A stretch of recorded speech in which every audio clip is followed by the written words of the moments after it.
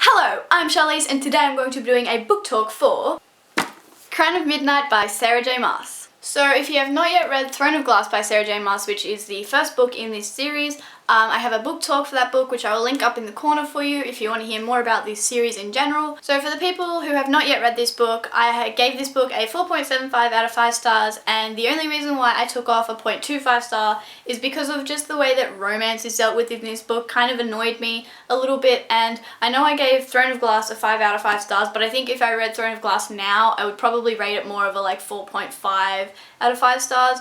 So this is definitely stronger than Throne of Glass, so if you've read Throne of Glass and you thought it was like a 4-star book, give this one a go. I think you will definitely enjoy it more than Throne of Glass. But yeah, the romance kind of annoyed me with just how it was dealt with, just felt a bit shallow sort of, how Selena just moves on from people really quickly. It just like, I don't know, I just found it a bit weird, and that's the only thing. Overall, this is a really strong sequel and I really love where this series is going. It gets a lot more like there's just so much more to this book than there is with Throne of Glass. Like, so many plot points are introduced where you're like, oh my gosh, where is this gonna go? So that's all I'm gonna say for the people who don't want to be spoiled for this book. If you have not yet read this book, then you should leave now because I'm gonna go into my spoilery thoughts. Okay, so people who have read this book should be here now. Nehemia was in this book, and like that's my first note, is just yay Nehemia.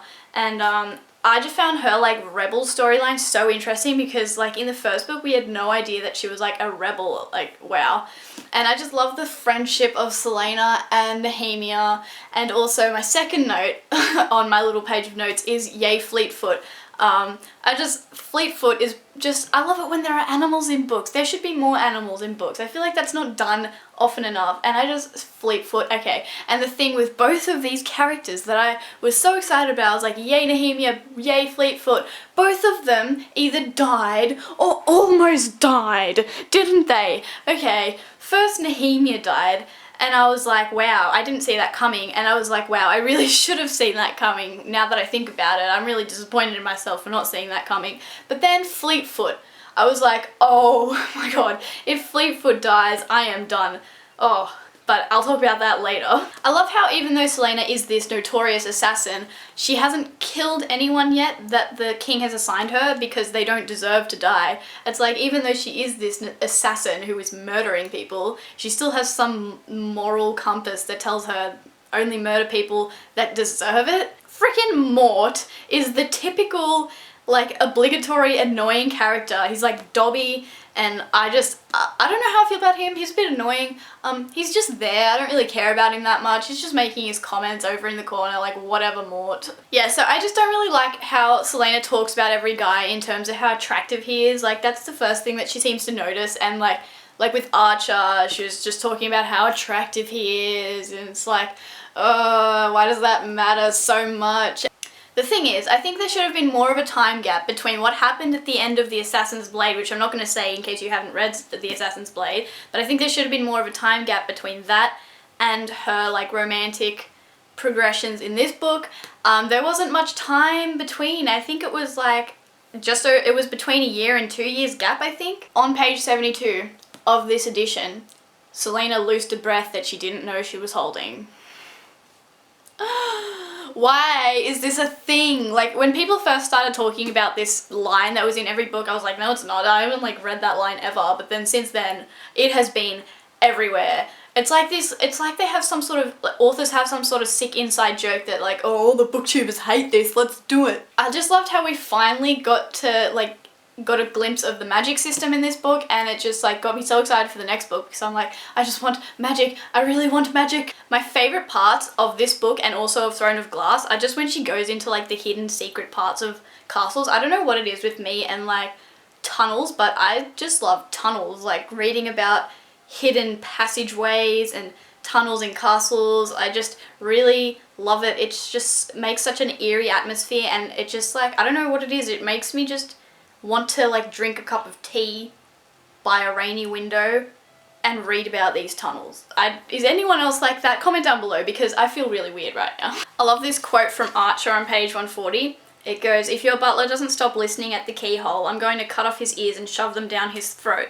There was a muffled cough followed by retreating footsteps. It was just so great. Like, it was just so brutal, and then you just hear the butler running away. I really loved how Selena's grief of Nehemia's death was like written in this book. I think it was done really well. Like, it wasn't underdone and it wasn't overdone. Like, it was just done really well, and it just really made me very sad the way that Selena reacted, and she just went so out of control when that happened. On page 233 of my edition, I wrote down in reference this line, Nehemia was gone, that vibrant, fierce, loving soul, the princess who had been called the light of Elwe, the woman who had been a beacon of hope, just like that, as if she were no more than a wisp of candlelight, she was gone. It just made me so sad. And the perspective of the slave girl when she heard about Nehemia's death, or I don't remember, was it that she heard about Nehemia's death or what it was, but the slave girl's perspective really just like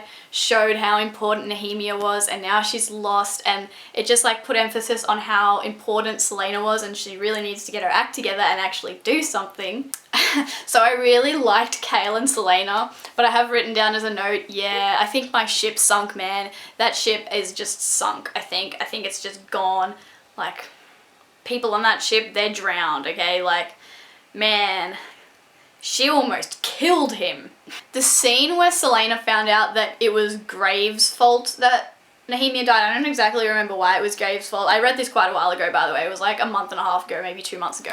But that scene where she killed Grave, it was so brutal. That scene, that was very well written. And when Selena sang that song to Nehemia, like at her grave, it just showed her sorrow so well, and it just made me so sad. Nehemia's death was so freaking sad. When Selena went into that, like, she found the door in the library, I think, and then went down into that sort of like labyrinth of just spiraling in and in and in. That was like my favorite scene, I think. And then she found that creature and like almost died, and then opened a freaking portal and then just went all like fire fairy person on the other side of the portal. It was insane, that scene.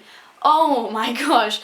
It was, that scene has just like stepped up this series to a whole new level, and like that, oh man, just tunnels. I love tunnels. And I really should have seen Archer coming as well. That's another thing where I was like, wow, how did I not see this coming? As soon as like Fleetfoot was coming down the stairs with her into that like labyrinth thing, I was like, oh my god, Fleetfoot is going to die. And then he like got hurt or whatever.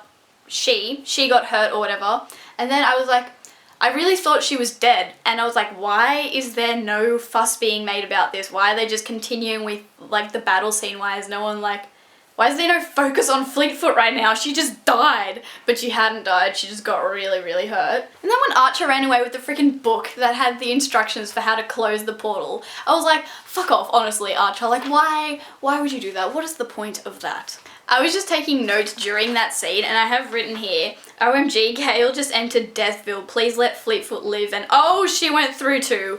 It was like, when, like, I don't remember, was it like, Fleetfoot was on the other side of the portal? Was that what happened? I think that was what happened, and then Kale went in to get Fleetfoot, and I was like, oh my god, they're both going to die. And then Selena went in, and I was like, oh my god. I have written as a note, bye Archer, lol. Like, I didn't even care. That whole like Selena being Aelin or whatever, how you say that name, that was kind of obvious. Like, it's been very obvious since the first book that Selena is like Fae and like related to, even the book titles in this series like gives that away. Like Heir of Fire, like come on, why would you do that? Why would you make a book title that is just a spoiler, okay? So yeah, my thought was when Kale entered that portal, I thought what would happen was he'd save Fleetfoot, and Fleetfoot would be okay maybe, or Fleetfoot would die, either way. But I thought that Kale would get stuck there and just end up being some demon, like turning into a demon thing. And then like later in the series you kind of like forget about Kale, and then he comes back as a freaking demon and just like tries to kill Selena or something crazy like that. But that didn't happen, so that's good. So that is all I have to say about Crown of Midnight by Sarah J. Maas. Please let me know what your favourite scene was, and let me know if you are obsessed with tunnels like I am. So thank you for watching, and I will see you in my next video. Goodbye!